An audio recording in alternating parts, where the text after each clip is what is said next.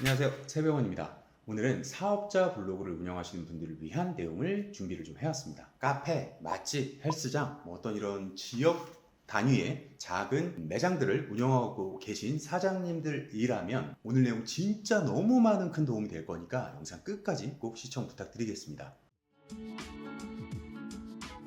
자, 첫 번째, 그러면 사업자는 블로그를 왜 해야 하는가? 요것부터 간단하게 짚어볼게요. 첫 번째는 자본금이 필요 없는 마케팅 통로가 된다. 특히 제가 진짜 권장하고 싶은 분들은 작은 동네 단위의 상권을 운영하고 계신 분들, 어떤 동네의 작은 병원이야, 어떤 작은 학원이야, 조그만 카페야, 이런 프랜차이즈 말고요. 이런 것들을 운영하고 계시다면 그 동네 상권의 지도 있죠. 네이버 지도 특히. 네이버 플레이스라고 보면 될 것 같아요. 그 플레이스랑 블로그를 이용한 작은 키워드의 검색 노출의 힘이 이게 막강해요. 그러니까 광고비 필요 없어. 내가 조금 알고 내가 조금 고생하는데. 그럼 광고비 영원에 진짜 장기적인 홍보 수단이 될 수가 있다.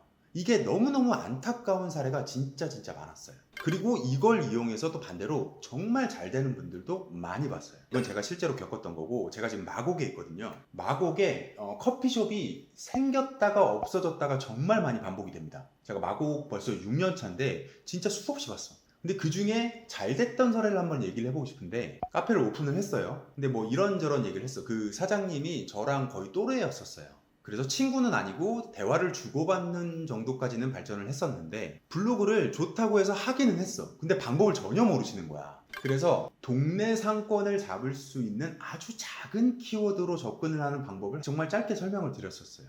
그리고 진짜 그걸 쓰셨던 거예요. 그런 방향으로. 근데 한 달인가 두 달 있다간가 커피 마시러 갔는데 저한테 그냥 쏘시더라고요. 들어보니까 그거야. 진짜로 매출이 늘었더라. 그 근처에 직장인들 유입이 서서히 늘고 있더라. 이런 긍정적인 얘기를 저한테 전달을 주셨었어요. 두 번째는 브랜드의 신뢰도와 전문성을 상승시킬 수가 있어요. 블로그는 단순한 홍보 도구로만 접근할 게 아니에요. 사업장님들의 내 사업 이야기 있죠. 내 사업 이야기를 진짜 진솔하게 풀어내는 거야. 근데 많은 분들이 대부분 어떻게 하냐면 1부터 10까지 계속 홍보에만 집중을 하는 거예요. 상품 홍보, 서비스 홍보만 하려고 해. 그게 아니라 그 브랜드 자체 혹은 사람을 보여주는 내용을 써야 된다는 거예요. 그런 면에서 블로그가 굉장히 강력한 플랫폼이 될 수 있다는 거죠. 요즘 고객들은 그 사업자 사장님의 어떤 그 이야기를 통해서 그 브랜드와 상품에 대한 신뢰를 쌓아가요.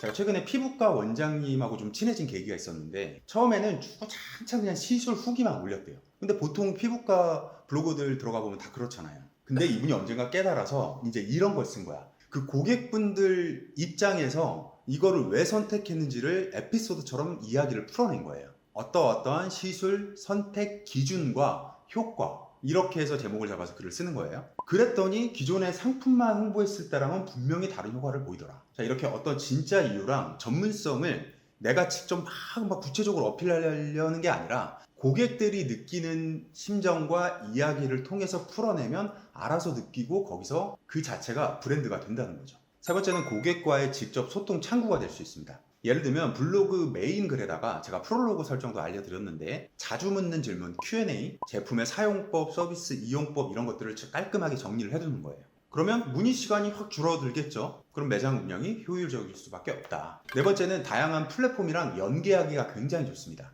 자, 블로그는 네이버 지도 있어, 예약 있어, 뭐 스마트 스토어도 있어, 여러 가지 네이버의 서비스들이 있단 말이에요. 그래서 얘네들이랑 묶기가 굉장히 좋습니다. 즉 매장 방문을 유도하는 것뿐만 아니라 온라인 판매까지 연결할 수 있는 강력한 도구가 될 수 있습니다. 자, 그러면 사업자 블로그는 어떻게 시작을 해야 되고 컨텐츠 전략을 어떻게 짜야 되는지 중요한 얘기 말씀드릴게요. 첫 번째는 주제랑 목적부터 명확하게 정하세요. 이걸 다른 말로 표현하면 여러분들 매장에 왔으면 하는 고객들의 페르소나를 정확하게 정하세요. 구체적으로 몇 살인지, 어떤 취향을 가졌는지, 직업은 뭔지, 이런 것들을 한번 구체적으로 그려보시란 얘기예요. 내가 동네 작은 상권의 카페 사장님이야. 나 진짜 젊은 2030 직장인을 타깃으로 하고 싶어. 그러면서도 그들을 위한 힐링 카페 컨셉을 내가 잡았다. 그러면 포스팅 제목이나 본문에다가 뭐 아침 커피 추천, 뭐 점심 브런치를 소개하는 내용, 저녁 힐링 디저트, 이런 내용으로 풀어보는 거예요. 이런 시리즈로 구성을 해서 쭉 연결을 해본다.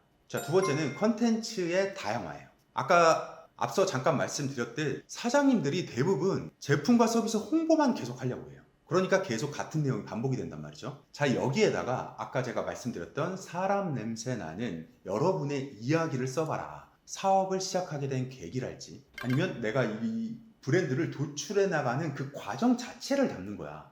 키워드 안 들어가도 돼요. 물론 모든 포스팅의 키워드를 다 빼라 이 얘기는 아니라 사람들이 관심 있어 할 만한 이야기거리를 쓰라는 얘기를 드리는 거예요.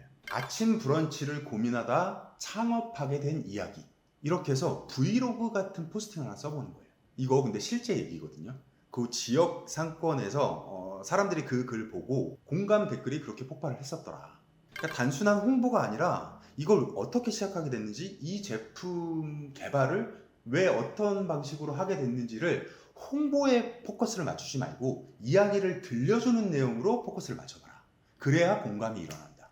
자, 두 번째 또 다른 방법은 고객 후기를 한번 정리를 해보는 방법도 있어요. 인스타 DM도 있고요, 어떤 블로그 댓글도 있고요, 그리고 방문 후기도 있고, 플렉스에 달리는 내용도 있고, 여러 가지 후기들이 있단 말이죠. 이런 것들을 모아서 어떤 카테고리로도 구분을 하고 그걸 블로그 포스팅으로도 올리는 거야. 그러면 어떤 생생한 사용자들의 경험을 일목요연하게 볼 수 있는 좋은 내용이 될 수가 있겠죠. 이게 사장님이 아무리 좋다 해봐야 실제 고객들이 한마디 해주는 게 효과가 10배 이상 큽니다. 내가 불떡 아무리 좋다 해봐 사람들이 안 써. 여러 후기들을 보고 쓰는 그런 맥락과 비슷한 거죠. 자, 또 다른 방법, 자주 묻는 질문 있잖아요. Q&A. 그럼 반복되는 질문들을 포스팅으로 정리를 해두면 응대 시간이 확 줄어들겠죠. 실제 제 얘기인데, 제가 사업자를 내고서 처음에 세무사분을 찾던 과정이 있었어요. 제가 블로거니까 블로그에서 찾다가 보니 블로그 자체를 운영을 조금 잘하시는 세무사분이었어. 그래서 연락을 했단 말이죠. 근데 그분한테 제가 물어볼 게 얼마나 많아요. 물어봤더니 내가 묻는 사항마다 다 링크를 주시는 거야. 훨씬 더 좋더라고. 그래서 제가 그때 이분이랑 해야겠다, 일을 딱 그렇게 선택을 했고 지금까지도 하고 있습니다. 마지막으로 비하인드나 어떤 일상적인 내용을 한번 공유를 해보세요. 사장님들 맛집 탐방하는 내용 쓰란 얘기가 아니에요. 자, 고객들은요, 상품이나 서비스보다 어떤 사람이나 브랜드 자체에 관심이 있어요. 사장님이 겪은 업장에서의 어떤 리얼한 하루를 브이로그처럼 포스팅으로 쓴다든지, 그리고 직원들이랑 어떤 일상적인 내용을 써도 좋고, 아니면 직원들이랑 어떤 트러블이 생긴 내용을 써도 돼요. 물론 너무 부정적이지 않게 업장의 다음 시즌을 준비하는 내용을 소소하게 담아봐도 좋고. 제가 계속 강조했던 이 동네 상권이라면 특히나 이런 진짜 일상적인 얘기들이 훨씬 더 공감을 사기 좋고 단골의 유입으로 이어지기도 한단 말이죠. 한 꽃집 사장님이 있었어요. 근데 꽃을 홍보하는 게 아니라 새벽마다 시장에 가서 그 신선한 꽃을 고르는 과정을 이야기로 담았어. 그랬더니 이제 반응이, 야, 이렇게 공들여서 초이스하는지 몰랐다. 그래서 덕분에 이게 꽃이 좀 비싸도 그래도 야, 이런 정성이면 진짜 괜찮겠구나 해서 그 집에 단골이 됐다. 뭐 이런 사례도 있었단 말이죠. 이렇게 다양한 방식으로 포괄적으로 할 수 있으니까 여러분들의 아이디어를 한번 총동원해 보시면 좋을 것 같아요. 세 번째 파트는 Q&A입니다. 사업자 블로그 관련해서 자주 묻는 질문 한번 정리를 해봤어요. 첫 번째, 시간이 없어요. 이거는 어쩔 수 없습니다. 내가 루틴을 만들어야 돼요. 처음에는 30분으로 시작했다가 1시간으로 늘려가고, 어떻게 익숙해지면, 혹은 아침 출근했을 때 10분 정도 정리하는 시간을 갖고 퇴근 후에 또 한 10분 정리하는 시간 갖고, 그리고 집에 가서 30분, 1시간 정도만 우직하게 앉아서 글을 써본다든지, 혹은 사장님들 같은 경우는 낮 시간에 뭐 브레이크 타임이든 아니면 직원들이 일을 하면서 좀 한가한 시간이랄지 그럴 때를 이용해서 하시는 방법밖에 없어요. 근데 이렇게 해도 내가 마음만 있다면 충분히 블로그를 운영해 나갈 수 있다. 두 번째, 지금 시작하면 늦지 않나? 효과가 없지 않겠냐? 전혀 그렇지 않습니다. 말씀드렸듯 블로그는 여러 가지 다른 네이버 플랫폼이랑 연계하기 좋다 그랬어요. 그리고 블로그라는 플랫폼 자체가 장기적인 브랜딩 도구예요. 단타치고 빠지는 브랜딩 도구 아니란 말이지. 지금 당장 시작이 미약하고 이거 어느 세월에 해, 이 생각이 분명히 들 텐데 1년 뒤를 예측하고 들어가는 거예요. 세 번째, 외주를 줘도 되냐? 대행 맡겨도 되냐? 네, 물론 그것도 방법이에요. 그렇게들 하시지만 아무래도 내 블로그를 내가 운영하는 게 제일 좋습니다. 그리고 외주를 맡기더라도 블로그에 대해서 어느 정도 알아야 돼. 진짜 외주를 맡기면서 블로그의 불자도 모르는 사장님들이 세고 셌다. 그러면 광고 대행사가 모두 다 진짜 양질은 아닙니다. 정말 말도 안 되는 아무도 검색하지 않는 키워드를 가지고 써놓고서는 그게 상위 노출됐다고 막 레포트에 써서 자랑하기도 해요. 그럼 사장님들은 보고 이게 1위에 노출이 됐구나 막 이런다니까? 막 수백씩 거기다가 쏟아붓고 있으면서 그거 효과 1도 없죠. 차라리 그렇게 하는 것보단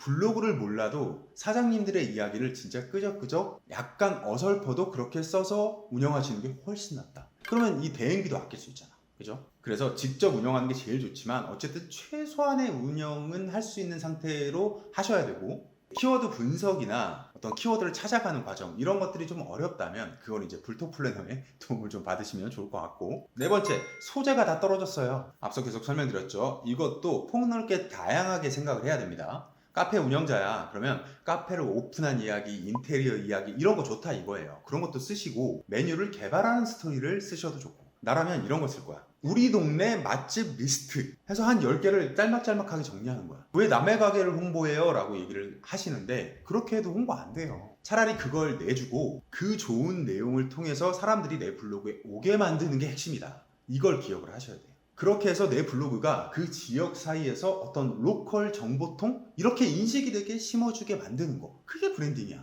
그렇게 하셔야 성공할 수 있다. 그리고 진짜 이렇게 하는 분은 거의 한 분도 못 봤는데 업계의 트렌드를 놓치지 마세요. 최근에 새로 들어온 카페 중에 팀 홀튼이 있더라고요. 그러면 이런 내용을 쓰는 거야. 팀 홀튼 vs 기존 브랜드를 비교하는 내용이랄지, 직장인들에게 팀 홀튼이 인기 있는 이런 내용을 써보는 거죠. 정보통으로 인식이 되게 만드는 과정, 그게 진짜 중요한 거기 때문에 이런 업계 트렌드를 놓치지 말고 다루셔라. 이런 내용을 쓰면 카페 블로그로서 전문성 점수도 계속 축적을 시킬 수 있단 말이죠. 최근에 스타벅스 매출이 계속 매년 하락을 하고 있는데 그런 동향에 대해서 쓰던가 얼마나 좋아. 그러면서 중간중간 내 카페 이야기가 들어가면 된다는 얘기예요.